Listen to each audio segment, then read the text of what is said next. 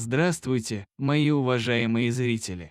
Я сегодня переходил дорогу и увидел, что неподалеку от тротуара лежит собака. Пес лежал на снегу. Было видно, что ему очень плохо, но животное отчаянно боролось за свою жизнь. Бедный песик весь трясся от сильного холода, голова его лежала в груди снега. Время для этого пса словно застыло. Мимо шли толпы людей. Когда их взгляд устремлялся на умирающую собаку, они делали грустное выражение лица и дальше шли по своим делам. Один малыш шел за ручку с мамой, он спросил у нее: «Мамочка, а что случилось с этой собачкой?» В ответ женщина сказала: «Ему плохо, но помочь мы ничем не в состоянии, пойдем быстрее отсюда». В тот день у меня были срочные дела, я очень спешил. Я тоже увидел пса, отвел взгляд и прошел мимо, но спустя мгновение остановился.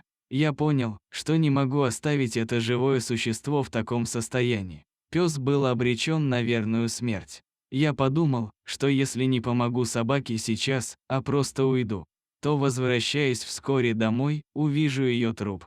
Как мне потом жить с этим? Как простить себя за то, что мог помочь живому существу, но не сделал этого? Я подошел к псу. Пару минут я сидел в раздумьях и не знал, какие действия предпринять дальше. Я положил свою руку под голову пса, вместо подушки. Поразмыслив немного, я подумал, что необходимо отнести пса в теплое место. Именно так я и поступил. Пес оказался весьма тяжелым. У него были проблемы с лапой, она распухла. Собака не могла передвигаться самостоятельно. Также на фото можно увидеть, что пес похож на овчарку. Вероятно, это дворняга со смесью овчарки. Позже я выяснил, что та собака оказалась на улице не случайно.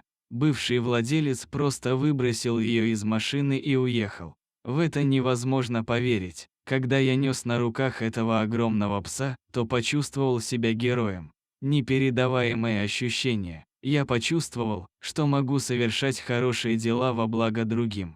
Это очень приятно осознавать. Прохожие, которые шли мимо нас, внимательно смотрели и спрашивали, зачем я тащу на руках этого пса. В ответ я говорил, что жить стало скучно и захотелось обзавестись верным товарищем. Собака не разделяла моего позитивного настроя. Видимо, пес уже решил, что вскоре умрет. Он смотрел на меня несчастным взглядом, словно хотел сказать: «Человек, оставь меня, я хочу спокойно умереть. Зачем ты меня тащишь? Прекрати, оставь эту затею». Я посмотрел на него и сказал: «Нет, дорогой мой, никуда я тебя не отпущу. Ты знаешь, что уныние – смертный грех, а суицид и подавно. Решил умереть прямо у меня на глазах, совсем у тебя совести не осталось». Вскоре мы оказались дома, в тепле и уютной обстановке. Я назвал своего пса Джек. В тепле песик немного пришел в себя. Он покрутил головой, пошевелил конечностями и в скором времени уснул. Пока пес отдыхал, я решил приготовить ему еду. Вообще стоило бы сварить кашу, но в холодильнике была вкусная вермишель с тушенкой. Я подумал, что Джек не сможет от нее отказаться. Однако аппетита у собаки не было. Я увидел на его лапке сильный порез.